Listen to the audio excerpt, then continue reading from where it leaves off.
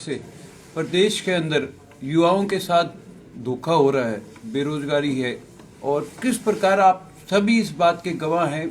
Media के माध्यम से ये बात कई बार आगे आई है कि 2 दर्जन से ऊपर जो पेपर लीक घोटाले हुए हैं नौकरियों के मामले में प्रदेश के अंदर, उसको लेकर के आगे हमारे को किस प्रकार जाना है, उसको युवाओं के साथ मुलाकात करने आज हिसार में आए थे। और हमने पिछले दिनों पंचकुला के अंदर एचपीएससी के आगे प्रदर्शन भी करा था, गवर्नर को मेमोरेंडम भी दिया था जिसमें हमने मांग करी थी कि इसके ऊपर जांच कराई जाए। पहले तो मुख्यमंत्री ने खुद इस बात को स्वीकारा था कि पैसा मिला है और फिर वो ये कहने लगे, बहाने बनाए कि भाई दफ्तर में नहीं था, घर में था। अफसर के चाहे दफ्तर में मिला हो चाहे घर में मिला हो, पैसा मिल गया, फिर जांच क्यों आगे नहीं हो रही। चेयरमैन से आज तक पूछताछ नहीं हुई।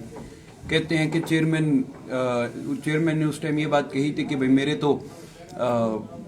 मेरे को रिश्तेदार इस नौकरी में अप्लाई कर रहे हैं, इसलिए मैं इसमें वो नहीं कर सकता। चेयरमैन कहीं ना कहीं अपने आप को बचाने का काम कर रहा था। और फिर आपने अगर उसमें एचपीएससी की नौकरी में अगर किसी को ये अधिकार देना था कि सिलेक्शन आप करेंगे, तो फिर उसी पोस्ट पे जो उसके इक्विवेलेंट कोई अधिकारी था उसको देते। आपने एक जूनियर को कैसे दे दिया? जिसको आपने दिया उसके ऊपर पहले ही भिवानी में जब वो नौकरियों के मामले पे उसके ऊपर भ्रष्टाचार का आरोप लगा हुआ था, आपने ऐसे आदमी को क्यों दिया?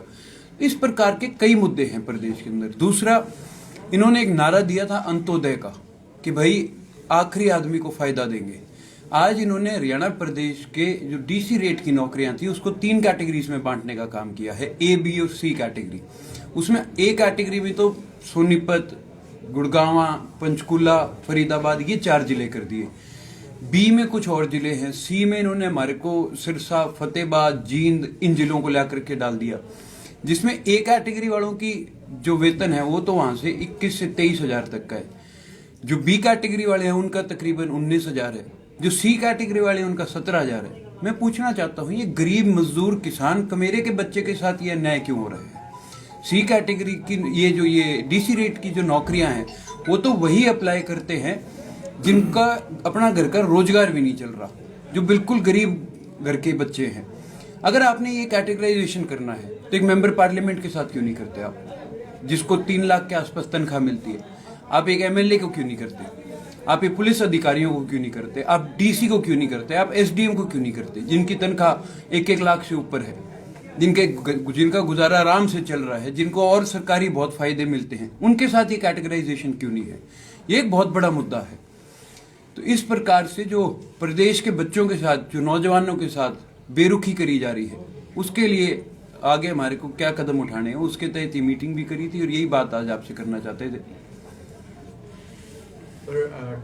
डाडम में जो हुआ है उस प्रकरण को लेकर आपका क्या कहना है? क्योंकि आरोप लग रहे हैं कि सरकार का जो है, पूरी सरकार के संरक्षण में ये जो है अवैध तरीके से माइनिंग चल रही थी। जी बिल्कुल, ये बात आज से नहीं, ये बात हम पिछले 7 सालों से कहते आ रहे हैं। इस सरकार ने एक बात कही थी कि हम पर्ची और खर्ची बंद कर देंगे। ये तो खुलेआम भ्रष्टाचार कर रहे हैं। ये तो बड़े बड़े सूटकेसों में पैसे लेने शुरू कर दिए। मुझे नाम लेने की जरूरत नहीं, आप लोग इस बात से बहुत अच्छी तरह वाकिफ हैं किस प्रकार रजिस्ट्रियों के नाम पे 20-20 लाख रुपए लिए गए हैं, किस प्रकार इन्होंने कोरोना की आड़ में बहुत बड़ा एक शराब घोटाला किया था, किस प्रकार आज एक नहीं 2-3 विभाग ऐसे हैं जिसके अंदर आपने कोई काम कराना है तो सीधा 8% आपको देना पड़ेगा।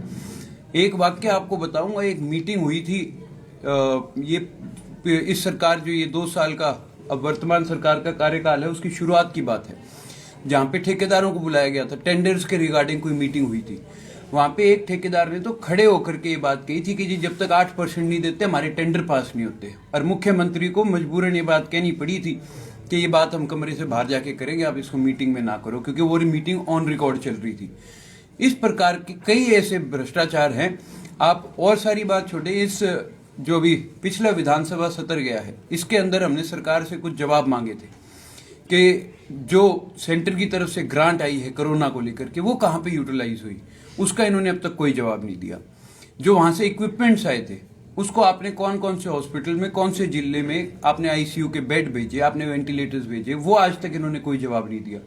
कितना पैसा हरियाणा प्रदेश के लोगों ने योगदान दिया जो कोरोना के लिए डोनेशन दिया वो कितना इकट्ठा हुआ और उसका कितना कहाँ यूटिलाइज हुआ है, कौन से जिले में हुआ है, इसका जवाब आज तक इन्होंने नहीं दिया। ये तो स्वयं फिर एक बात में पता लग रहा है कि उस पैसे को कहीं ना कहीं ये लोग आपस में मिल बांट के खा चुके हैं। इसका इन चीजों का जवाब ही नहीं दे रहे। इस सरकार से तो आप कुछ भी मांग कर लो, ये कहते हैं हम आपको लिखित में दे देंगे। ये ना तो विधानसभा में उन चीजों के बारे में बात करते, कहते हैं हम तो लिख के जवाब दे देंगे, और वो लिख के जवाब कभी आता नहीं है। तो मतलब मीडिया के साथियों से निवेदन करूंगा, जब कभी आप इनसे मिले, ये प्रश्न आप उनसे करें एक बारी, कोरोना वाला अभी तक जो सामने आया है इसका रूप, उसमें धांधलेबाजी कर सके ताकि रात को आराम से ये लोग अपना पैसा बांट सके। जिस प्रकार आपने इलाहाबाद के उपचुनाव में देखा कि इन्होंने कितनी भारी मात्रा में फोर्स ला करके पुलिस की गाड़ियों में पैसे बांटे, इतनी भारी संख्या में इन्होंने फोर्सेस बुलाई, जिसमें आप ये मान करके चले, जहां तक मेरे को इसका जो हमने आरटीआई लगवाई है उसका अभी तक पूर्ण रूप से जवाब नहीं आया। जिस दिन वो जवाब आ जाएगा मैं वो भी खुलासा करूंगा। जितनी इन्होंने फोर्स बुलाई थी उस सारे का खर्चा हरियाणा प्रदेश की सरकार के ऊपर पड़ता है। तो वो कितना खर्चा इनको करना पड़ा एक एक एमपी के साथ, और फिर जब आपने जो बाकी कैंडिडेट्स थे उनको तो आपने एक एक गनमैन दे रखा था, और खुद जो बीजेपी का समर्थित कैंडिडेट था, जो बीजेपी का कैंडिडेट था, उसके साथ पुलिस की 5-5, 6-6 गाड़ियां चलती थी। ये फिर किस तरीके से इन्होंने सारे में भेदभाव किया है, इन्होंने कानून का दुरुपयोग किया है, उसकी बहुत बड़ी धांधलीबाजी है। अभी कोरोना का आपने जिक्र किया, कल रात को एक डॉक्टर देवेंद्र बलारा ने चंडीगढ़ में कोरोना को चैलेंज करते हुए सवाल उठाए कोरोना के ऊपर। कल रात को उन्हें गिरफ्तार कर लिया गया, और साथ में हमारे एक मीडिया के साथी को भी गिरफ्तार कर लिया गया। इसके बारे में आप क्या कहें? जी, यही तो मैं आपसे कह रहा हूँ ना, इनका जोर कहीं नहीं चलता। ये तो प्रशासन का दुरुपयोग करना जानते हैं। तो ये तो जो इनके खिलाफ कुछ थोड़ा मोटा भी बोल जाता है, ये तो उसके खिलाफ कानूनी कार्रवाई शुरू कर देते हैं। आपने देखा नहीं किस प्रकार इन्होंने आंदोलन के अंदर जो किसान बैठे थे वहां पे किस प्रकार उनके ऊपर, आंदोलनकारियों के ऊपर इन्होंने मुकदमे बनाए। उससे पहले जो जाट आरक्षण हुआ था उसके अंदर बेकसूर बच्चों के ऊपर इन्होंने वो बना दिए थे, मुकदमे बनाए थे, जो आज तक भुगत भोगी है इस बात के। सर, कोरोना आता ही सबसे पहले स्कूल और कॉलेजेस बंद कर दिए जाते हैं, इसको कैसे देखते हैं आप? ये भी एक ऑनलाइन स्टडी का जो इन्होंने सिस्टम शुरू किया है, ये जो एप्स आई हैं, ये तकरीबन अगर आप इनके बैकग्राउंड चेक करेंगे, ये आरएसएस और बीजेपी के लोगों की हैं। ये भी एक बहुत बड़ा घोटाला है, किस प्रकार स्कूल्स को बंद करते ही सारी स्टडीज ऑनलाइन चली जाती है। और ऑनलाइन स्टडीज का मेरा ये मानना है बच्चों पर, और खास तौर पर छोटी उम्र के बच्चों पर बहुत बड़ा ये एक नुकसान है। उनका दिमाग इधर उधर, ध्यान इधर उधर भटकता है, गलत चीजों की तरफ ध्यान जाता है। ये चीज इनको बंद करनी चाहिए। स्कूल्स चलाइए आप लोग, ये तो सरकार का काम है, इसको किस प्रकार से कंट्रोल करके चलाना है। हरियाणा में टोल की कार्यप्रणाली को लेकर बार बार सवाल उठ रहे हैं। कभी कहीं पर प्रदर्शन किया जाता है, किसी गांव को फ्री करने की बात है आसपास के, उसके लिए कंडीशन हर जगह के लिए अलग अलग है। कहीं 5 किलोमीटर तक फ्री। यार आप मेरे को एक चीज बताएं, आप टैक्स भरते हैं? जी बिल्कुल भरते हैं ना। तो फिर हम टोल का अलग से टैक्स क्यों दे रहे हैं? जब हम गाड़ी लेते ही टैक्स भरते हैं, जब हम रोजमर्रा जिंदगी में हम टैक्स भरते हैं, सरकार का काम है इनको रिपेयर करके रखना, तो इसके लिए हमारे से दोबारा टोल क्यों लिया जाता है? सर आप क्या कहेंगे अगर भविष्य में आप इंडियन नेशनल लोकदल की सरकार आने पर मेरा तो निवेदन यही रहेगा चौधरी ओम प्रकाश चौटाला जी से और पार्टी के सभी जो मेन फैसला करने वाले लोग हैं हमारे, उनसे मैं तो यही निवेदन करूंगा कि टोल के ऊपर हमारे को विचार करके इसे बंद करना चाहिए। सर, टोल टैक्स के ऊपर विधानसभा में सवाल क्यों नहीं उठाया जाता? जी, टोल टैक्स के ऊपर सवाल उठे थे, लेकिन उसका जवाब सरकार देती नहीं है। हमने इससे पिछली सरकार में भी सवाल उठाए थे। अभय सिंह चौटाला जी ने इस बात के बारे में पूछा था कि जब एक आम आदमी टैक्स भर रहा है अपना रोजमर्रा जिंदगी में, फिर आप उससे दोबारा सड़क पे चलने का टैक्स क्यों ले रहे हो?